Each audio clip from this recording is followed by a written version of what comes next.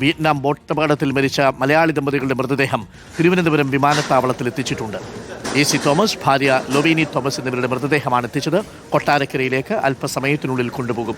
Arun സോളമനുണ്ട്. Arun Solomon, മന്ത്രി PC Vishwanath, ഒപ്പം തന്നെ കൊടിക്കുന്നിൽ സുരേഷ്, CP ജോൺ തുടങ്ങിയവരൊക്കെ ഇപ്പോൾ വിമാനത്താവളത്തിലുണ്ട്. മൃതദേഹങ്ങൾ ഇപ്പോൾ വിമാനത്തിൽ വിയറ്റ്നാമിൽ നിന്ന് എത്തിച്ചിരിക്കുകയാണ്. അല്പസമയത്തിനുള്ളിൽ കൊട്ടാരക്കരയിലേക്ക് കൊണ്ടുപോകും അല്ലേ?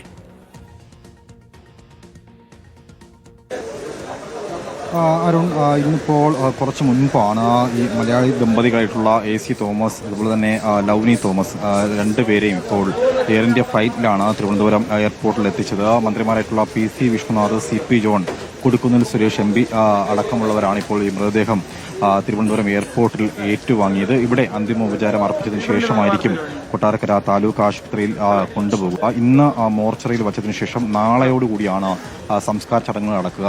കൊട്ടാരക്കര മാർത്തോമ വലിയ പള്ളിയിലാണ് നാളെ 3:30 മണിക്കാണ് സംസ്കാര ചടങ്ങുകൾ നടക്കുക എന്നുള്ളതാണ് നിലവിൽ അറിയിച്ചിരിക്കുന്നത്. രാവിലെ പള്ളിയുടെ തന്നെ ജൂബിലി ചാപ്പലിൽ രാവിലെ 10 മണിയോടുകൂടി ആരംഭിക്കുന്ന പൊതു ദർശനം 3 മണിയോടുകൂടി ഉണ്ടാകും. ഏറെ നാടിനെ തന്നെ കണ്ണീരിലാഴ്ത്തിയ സംഭവമാണ്. ഇക്കഴിഞ്ഞ 6-ാം തീയതിയാണ് വിക്ടറി ഗ്രൂപ്പിന്റെ ഉടമയായിട്ടുള്ള AC തോമസും ഭാര്യ ലൗനി തോമസും വിയറ്റ്നാമിലേക്ക് തിരിച്ചത്. ഈ സംഭവം നടക്കുന്ന കഴിഞ്ഞ ശനിയാഴ്ച ഇന്ത്യൻ സമയം 2:30 മണിയോടുകൂടിയാണ് വിയറ്റ്നാമിലെ തന്നെ ഹൂക്കോക്ക് എന്ന് പറയുന്ന ദ്വീപിൽ ആണ് ഒരു 36 പേരടങ്ങുന്ന സംഘമാണ് ആ ബോട്ടിൽ യാത്ര ചെയ്തത്.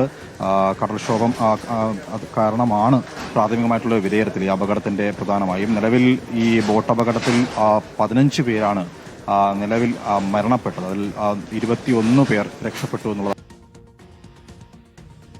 പുറമെ 3 ആന്ധ്രാപ്രദേശ് സ്വദേശികളും 10 തമിഴ്നാട് സ്വദേശികളുമുണ്ട്.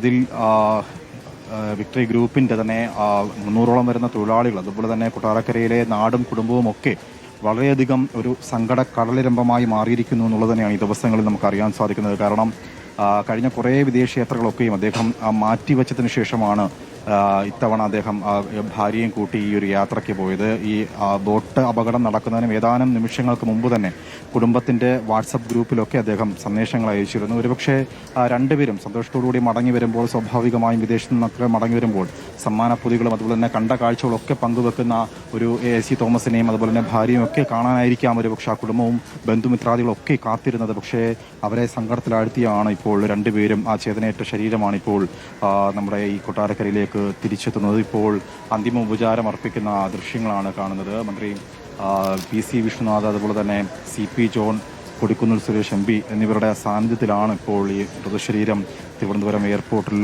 ഏറ്റുവാങ്ങിയത്. ഇവിടെ നിന്നും നോർക്കോ റൂട്ട്സിന്റെ കെയർ ഓഫിലുള്ള തന്നെ 2 ആംബുലൻസുകളിലാണ് മൃതദേഹം ഇന്നിപ്പോൾ കൊട്ടാരക്കര താലൂക്ക് ആശുപത്രിയിലെ മോർച്ചറിയിലേക്ക് മാറ്റുക.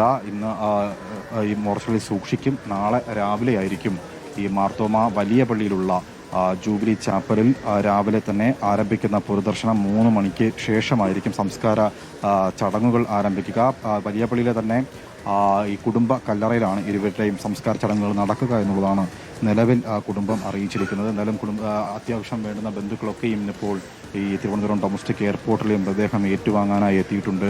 നേരത്തെ സൂചിപ്പിച്ചതുപോലെ തന്നെ വലിയ സ്വപ്നങ്ങൾ, പ്രത്യേകിച്ചും 300-ലധികം വരുന്ന തൊഴിലാളി കുടുംബങ്ങളൊക്കെയും ഈ വിക്ടറി ഗ്രൂപ്പിനെ ആശ്രയിച്ച് ജീവിച്ചവരാണ്. അവരുടെയൊക്കെ അരുൺ സോളമനാണ് വിവരങ്ങൾ നൽകിക്കൊണ്ടിരിക്കുന്നത്. വിയറ്റ്നാം ബോട്ട് അപകടത്തിൽ മരിച്ച രണ്ടുപേരുടെയും AC തോമസിൻ്റെയും ഭാര്യ ലൊവീനി തോമസിൻ്റെയും മൃതദേഹങ്ങൾ തിരുവനന്തപുരം വിമാനത്താവളത്തിൽ ഡൊമസ്റ്റിക് ടെർമിനലിൽ എത്തിച്ചിട്ടുണ്ട്. ഇപ്പോൾ അവിടെ നിന്നും കൊട്ടാരക്കരയിലേക്കാണ് കൊണ്ടുപോകാൻ പോകുന്നത്.